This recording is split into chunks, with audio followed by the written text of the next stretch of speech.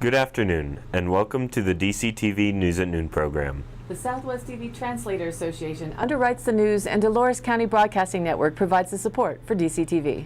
The News at Noon program assembles the best and most interesting news from the area, offers intriguing content for its viewers, and provides local weather for the Four Corners region. What do you think? Give us a call with news tips or topics you'd like to see covered. The number is 677-4119. I'm Kendra Cook, and my co-hosts are Kelsey Kiesling here at the desk with me, and Jerry Tope brings you the all-important local weather forecast in just a bit. Now, here's what's news for you today, July 27, 2016. Reported in the Durango Herald, a treasure hunter who disappeared this year while searching for an author's cache of gold and jewels in the New Mexico wilderness was confirmed dead by authorities Tuesday after his remains were discovered west of Santa Fe. Santa Fe police spokesman Greg Grurul said medical investigators confirmed the remains found along the Rio Grande north of Cochiti Lake were those of Randy Bilyeu, a 54-year-old grandfather from Colorado. Grurul said the investigation into the death remains active and declined further comment. Bilyeu disappeared in early January while searching for antiquities dealer and writer Forrest Fenn's $2 million trove in northern New Mexico. Fenn dropped clues about the treasure in a cryptic poem in his 2011 memoir, The Thrill of the Chase. The self-published work spurred tens of thousands to search for Fenn's loot. Treasure hunters have searched in vain through remote corners of New Mexico, Yellowstone National Park, and elsewhere in the mountains. They share their experiences on blogs and brainstorm about the clues. Family and friends say Bilyeu, who would have turned 55 in February, bought a raft and set out on January 5th after scouting for 2 weeks along the river west of Santa Fe. He had a GPS device, a wetsuit, and waders. He brought along his little dog, Leo. More than a week passed before a worried friend reached out to Bilyeu's ex-wife in Florida, Linda Bilyeu, who filed a missing persons report on January 14th. His raft and dog were found the next day. Authorities called off the official search for Bilyeu in January, citing a lack of evidence to point them in the right direction. But Bilyeu's friends, fellow treasure hunters, and family, including his ex-wife, continued their own search. He wasn't the first Fenner whose disappearance spurred a search. 3 years ago, a woman from Texas, drawn by a national television report about the treasure, got lost searching the mountains near Bandelier National Monument in New Mexico. She spent a March night in rugged terrain and was walking out the next day when rescuers found her. We've posted a link to the Facebook page that is following the treasure hunt clues on the DCTV News at Noon page. According to the Durango Herald, almost 2 months after Captain Jeff Cuss's death while practicing maneuvers with the famed Blue Angels, his life continues to be honored. The Durango-born Marine pilot died June 2nd near an airport outside Nashville, Tennessee. Thousands of Southwest Colorado residents turned out to line the motorcade route when his family, wife Christina Faris Cuss, children Calvin and Sloan, parents Michael and Jeanette Cuss, and brother Eric Cuss brought his remains home to Durango for burial.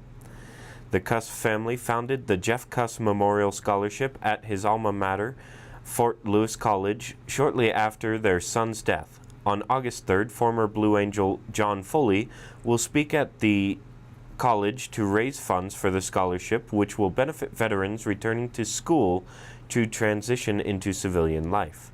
Foley, a motivational speaker and business leadership trainer, said his talk will include behind-the-scenes footage of the Blue Angels, a look at a day in the life of a Blue Angel, and lots of videos and storytelling. Fort Lewis College is joining with the Durango and Farmington Chambers of Commerce, La Plata Economic Development Alliance, and Four Corners Economic Development to bring Foley to Durango, so all of the ticket proceeds will go to the scholarship. According to the Durango Herald, a study quantifying the impacts of expanding the Durango-La Plata County Airport found that funding the project through a sales tax increase as opposed to property tax increase has greater potential for job losses. Martin Shield, director of the Regional Economics Institute and economics professor at Colorado State University, presented the findings of the analysis Tuesday to county and city leaders. Shields said when you impose a tax on sales, people have less purchasing power when they're shopping, and businesses subsequently lay off workers. With a property tax, the economic burden is lesser because as you earn more, a lesser share is spent on taxable goods. The study, which was conducted using economic and passenger boardings data, estimated about 53 jobs could be lost annually from a sales tax increase, as opposed to 29 from a property tax increase. Local officials intend to seek a property tax increase ballot measure this fall to raise $40 million about half the cost of an airport terminal expansion. The difficulty in selling the tax increase, as Councillor Sweetie Marbury said, is convincing the infrequent flyer of the benefit. Roger Zenaraitis, executive director of the La Plata County Economic Development Alliance, which commissioned the study, pointed to jobs. According to the study, the airport supports about 2,400. It supports good-paying jobs, raises household income, and lowers taxes, he said. Shields declined to say whether an expansion would definitely generate additional jobs, but said a more efficient facility would make it more competitive in the eyes of the airlines. County Commissioner Julie Westendorf said Wednesday that improvements to the airport in the long term could remedy one of the biggest problems with the facility: ticket prices. She said, if the terminal is built, and I can't make this promise, but I feel that we would have room to invite airlines in, and that's what will help bring down prices. The analysis concluded that airport visitor spending exceeds $43 million annually, and related economic activity generates $154 million in household income and $4.7 million in local tax revenue. According to the Cortez Journal, the Bureau of Land Management is seeking input on parcels nominated for the February oil and gas lease sale. The BLM's Canyon Country District will use comments for an environmental assessment analyzing potential impacts associated with leasing the nominated parcels. The public is encouraged to provide comments that identify issues or concerns that will influence the scope of the analysis, the selection of parcels for the sale, or the development process for the environmental assessment. The proposed parcel list and maps are available for review at the Monticello and Moab field offices. Written comments will be accepted until August 25, 2016. The most useful comments identify issues. Opinions will not receive a formal response. Reference the Canyon Country District February 2017 competitive oil and gas lease sale when submitting written comments. In addition to the NEPA, individuals can participate in the proposed project's National Historic Preservation Act Section 106 process. To provide input in this process, please submit requests to the BLM Moab Field Office explaining your interest in the project and/or concerns with potential effects related to historic properties from the project. According to ColoradoFOIC.org, there is a disturbingly common use of dark money to win elections in Colorado. From Denverite, Colorado is seeing an uptick in dark money being used to sway elections, according to a new report from the Brennan Center for Justice. The report, published late last month, looks at the surge in secret spending in state and local elections before and after the U.S. Supreme Court's decision on Citizens United in 2010 under the Obama administration. The decision essentially enabled nonprofits to spend unlimited amounts on elections. Nearly $3.3 million of dark money was spent in Colorado during the 2014 midterm election, according to the Brennan Center. The center, housed within the New York University School of Law, defines dark money as election spending by entities that do not publicly disclose their donors. This is the case in Colorado with groups like the pro-gun lobbying group Rocky Mountain Gun Owners. Quote, measuring dark money alone understates the extent of the transparency problem, the report states. Political action committees independent of candidates, aka super PACs, can also be less than transparent about where they're getting their money. The 527 tax-exempt committees, like the education-focused Better Schools for a Stronger Colorado, can shield the identity of their donors by funneling money through a series of PACs. The Brennan Center refers to spending from donors that are difficult or impossible to identify as gray money. In 2014, just 7% of Colorado's outside spending, election advertising that is technically independent of candidates, was labeled as transparent by the Brennan Center, just 7%. The report states the problem is not that dark money will flood every state and local election, or even most. Rather, it's that dark money is most likely to turn up where the stakes are particularly valuable, in amounts that could make all the difference in persuading voters. In Colorado's embroiled senatorial race this November, incumbent Democrat Senator Bennett had raised more than $11 million since the beginning of 2015 and has $5.7 million cash on hand, according to TheHill.com. Candidate Darrell Glenn's coffers publicly show significantly less funding. 3 months ago, just over $11,000 was in his Senate campaign account. After being endorsed by the SCF by June 8th, the FEC filing showed an increase in funding to $111,000. However, now that he has been the selected Republican to run against Bennett, we may see more outside money being thrown behind the candidate, or through these dark avenues, we may not know exactly who is supporting the run. According to the National Review, publicly we have seen Glenn garner endorsements from high-profile entities such as Senators Ted Cruz, Ben Ken Sass and Mike Lee, as well as Focus on the Family and Freedom Works, along with radio talk show host and author Mark Levin. One thing we can see for sure is that with over 3 months to go, a lot of money, advertising promotions, and personal appearances will happen between now and Election Day. According to the Durango Herald, crews will continue to check the burn area, but now that the Gulch fire is 95% contained, the bulk of the firefighting is over. They will be checking over the next couple of days to make sure no hot spots flare up, said Fire Marshal Carola Hanks of the Durango Fire Protection District. The fire is located about a half mile of U.S. Highway 160 just west of Lightner Creek Road, County Road 207. It began shortly after 4 p.m. Saturday and was held to 5.68 acres thanks to some rain and lower winds, Deputy Chief Randy Black said Monday. "We have gotten some rain, but it's pretty spotty," Hanks said. "It's hitting some places more than others, so you might be getting a lot, but others aren't getting any. And people need to be reminded that we still have a Stage 1 fire ban south of U.S. Highway 160, Hanks said. Several people have thought it's not in effect anymore because we got some rain. The Stage 1 ban prohibits open burning, burn barrels, agricultural burning, campfires, and other open burning in the designated areas, which include unincorporated and state lands. The Southern Ute Indian Tribe also has a Stage 1 ban on tribal lands." And now, here's our weather report. Although we will have a decrease in afternoon showers, there are still some isolated showers likely to develop over the San Juan Mountains this afternoon, with a stronger showing tomorrow afternoon. Activity associated with these cells and the heat with lowering humidity and expected gusts of 25 miles per hour will make pockets of critical fire weather conditions. Some lower valleys may push near to 100 degrees today and tomorrow. Grand Junction, for one, if you happen to be headed that way. Also, Price and Salt Lake City and Moab are likely to see that level of heat. Here in Dove Creek, we expect to see 95, which seems plenty warm enough to me. Friday, a trough will move across the eastern half of the country and break up a strong high off the Florida coast. That will allow the one here to move east.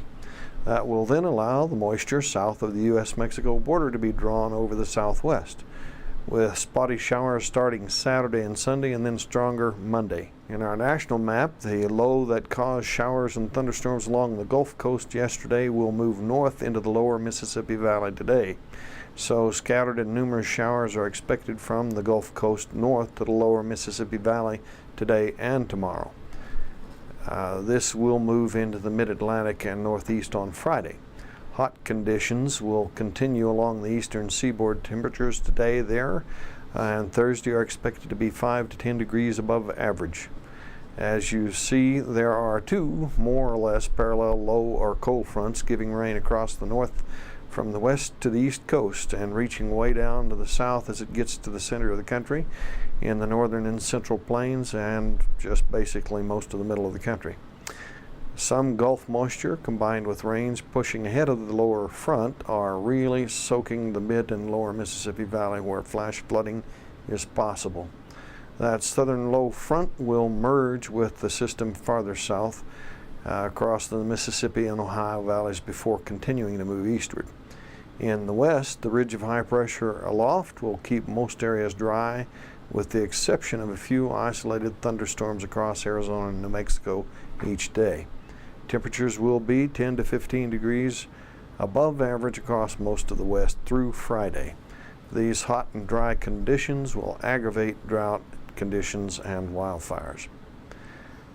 Temps for the next 5 days begin with Thursday and Friday at 95, with a 3-day cooling trend beginning on Saturday, with the third day, Monday, around 10 degrees cooler in the mid-80s.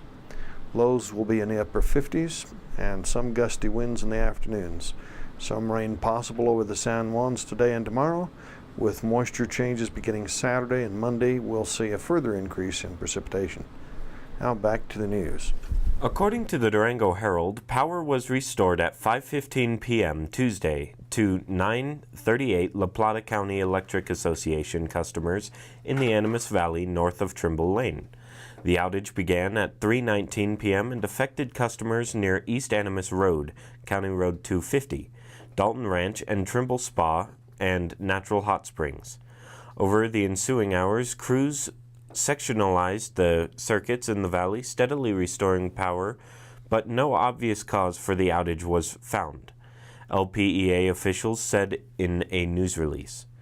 Minor pieces of equipment have been replaced, weeds and trees cut or removed, but no significant problem has been found within this portion of the system. The release said electrical equipment on a system grid is designed to last 25 to 30 years, and infrastructure in the Dalton Ranch area is among LPEA's more recent installations. La Plata Electric Association said the Trimble 3 circuit locked open, causing the outage. There was no indication what caused the circuit to lock, but crews were in the area looking for other issues. Tuesday's outage is the latest in a string of outages and power blinks in the area over the past several weeks.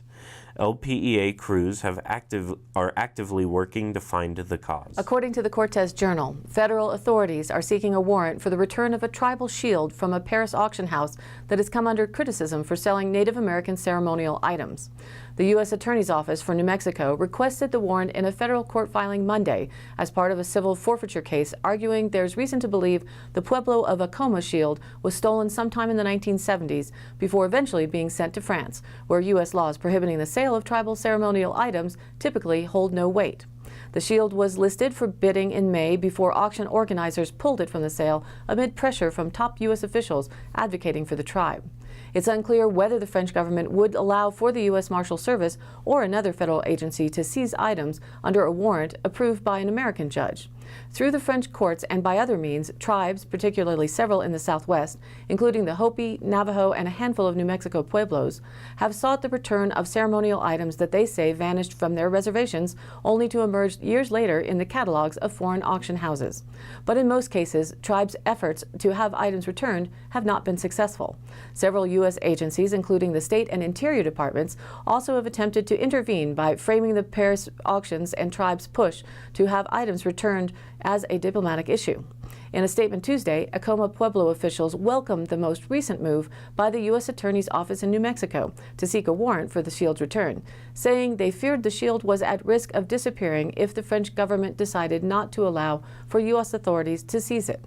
Aaron Sims, an attorney for the Pueblo, said, "Our hope is that it will be retrieved and become repatriated so we can begin the healing process and have the shield used in its cultural context and for its intended purpose, namely to protect the Pueblo, its people, its traditions, and its lands from harm." The Pueblo planned to file a claim on the shield in federal court in the Justice Department case that seeks the shield's return. The shield was one of 7 taken from Pueblo of Acoma, a centuries-old village atop a mesa southwest of Albuquerque, federal authorities said in a complaint filed last week in federal court. One shield was recovered by Bureau of Indian Affairs agents executing a search warrant at an art gallery in Bozeman, Montana last year. Like the shield in Paris, the one recovered in Montana was circular, multicolored, and featured a painted image on the front depicting what a cultural preservation officer describes as the face of a kachina, a deified ancestral spirit in Pueblo culture. According to the Cortez Journal, with the addition of a 12-band music festival for just $10, the Escalante Days and Nights Festival in Dolores has grown to become an even bigger regional favorite. August 13th is the 40th anniversary of the community event born in 1976 to commemorate the nearby Escalante ruin. The inaugural was attended by Colorado Governor Richard Lamb as part of the state centennial celebration that included naming nearby Centennial Peak. It has since become a way to also recognize Spanish explorers who came through the area in 1776 and gave the Dolores River its current name. It has a long history as a community celebration, said Dolores Chamber of Commerce Director Rocky Moss. On Friday afternoon, there will be a kid parade, ice cream eating contest, and kid bike rodeo. Dr. Alan Burnside will once again give away bikes and helmets to kids. On Saturday, the festival features a pancake breakfast at the Dolores Fire Station, a mountain bike race, softball tournament, parades, arm wrestling, and chainsaw competitions. 10 hours of live music at the local brewery, Rubber Ducky River Race, and a whole lot more. From the Durango Herald, as monsoon season picks up and mosquito populations start to rise, officials at the Animas Mosquito Control District praised residents for doing their part in fighting the reviled insect. Madeline Geiger, a lab assistant for the district, said as crews spray around the area, they've noticed residents have taken important preventative measures around the house to remove standing water where mosquitoes breed. We're noticing that residents are turning over buckets. They are putting tires in storage and removing anything that collects water, Geiger said. They're learning to remove that risk themselves. Geiger said the district relies on residents to take care of mosquito hotspots on private property. Geiger said this season has seen higher populations of mosquitoes than in the past 5 years, and if recent weather trends continue, the infestation will get worse. We've hit a flat point, but the rains are starting to pick up again, and we're seeing that population increase, she said. The control district continually tests for the types of mosquitoes that carry the West Nile virus, and so far this year, no samples have tested positive. The effort is conducted in part with the San Juan Basin Health Department and Colorado Department of Public Health and Environment. The CDC states that you can help reduce the number of mosquitoes around your home by emptying standing water from flower pots, gutters, buckets, pool covers, pet water dishes, discarded tires, and bird baths on a regular basis. And now for the Dolores County Sheriff's Roundup for the week of July 18th through the 24th. A man was arrested for assault. A deputy was dispatched to Cajon to deal with a family dispute. A deputy is investigating a criminal mischief complaint in town. A report of a stolen tent is under investigation. A woman was arrested on outstanding warrants. That's it for this week's Roundup. Stay tuned next week for more updates. In today's High Country happenings, August 12th through the 14th will be the Escalante Days and Night Music Festival in Dolores. Right now, they are seeking volunteers to help out with that event. You must be 21 years or older, willing to work for a 2-hour shift. You'll receive 1 free ticket and 2 free drink vouchers. More details can be found by contacting Mandy Kamey at 970-739-9119. And just a reminder that Mancos Days are July 29th through the 31st. The Montezuma County Fair starts July 30th and runs through August 6th. That music festival in Dolores is part of the 40th anniversary Escalante Days event, which goes from August 12th through the 14th that Kelsey spoke about. Over the border in Utah, the San Juan County Fair will be held in Monticello August 5th through 13th with major music headliner Keith Anderson. And here in Dolores County, our county fair and 4-H feature is August 11th through the 13th at our fairgrounds, culminating in the Oyster Fry Saturday the 13th with the final junior rodeo event on August 14th. All of the happenings are posted on our DCTV News at Noon Facebook page, along with the embedded YouTube replays of the live show and the exclusive DCTV 5-day forecast. If you have an event, you can email us at dcbnnews@gmail.com or call the station at 677-4119 and we'll be sure to get it on air. Thanks for tuning in. This program is aired live at noon Monday through Wednesday and rebroadcast at 2:30 and 8 p.m. on Channel 32.1 Dolores County, and now Channel 18 in Montezuma County and their cable Channel 5. Share this with a friend and watch the broadcast replayed on YouTube and now featured on the Facebook page. Please like us there and comment. We'd love to hear your voice. For Kendra Cook, Jerry Tope, and everyone at DCTV with the News at Noon program out of Dove Creek, USA, I'm Kelsey Kiesling, and we'll see you back here again next week.